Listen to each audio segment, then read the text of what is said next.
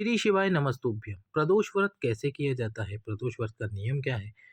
और प्रदोष व्रत कब करते हैं? उद्यापन कब किया जाता है? तो आज हम इस प्रदोष व्रत की आपको जानकारी देने वाले हैं। आप प्रदोष व्रत किसी भी प्रदोष से शुरू कर सकते हैं।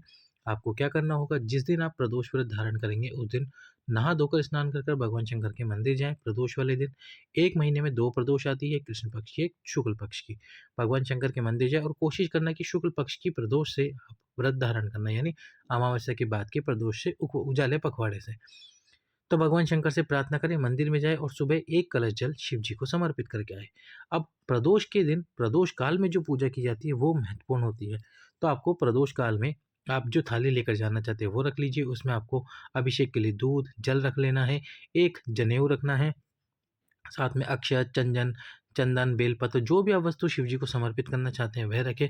साथ में कमलगट्टा भी ज़रूर रखें। इसके साथ ही आप दीपक रखें भगवान शंकर की आरती करने के लिए। मीठे का प्रसाद रखें।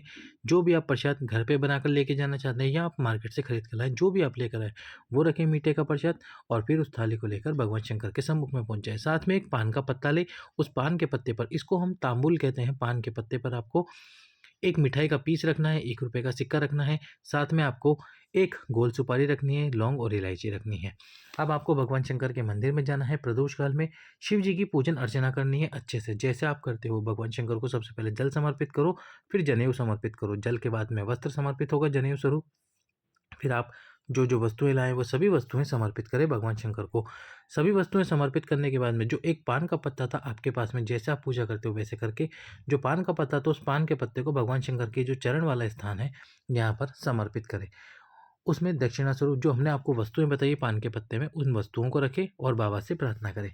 इसके साथ ही भगवान को पो भग भगवान शंकर को प्रसाद यानी कि भोग लगाने से पहले क्या करना है आपको, जब आप पूजा शुरू कर चुके हैं, पूजा शुरू करने से ही आपको पहले ये कार्य करना है। अपने हाथ में एक फूल लेना है, थोड़ा-सा जल लेना है, कुछ अक्षत के दाने लेने हैं और कुछ दक्षिणा लेनी है, ₹1, ₹2।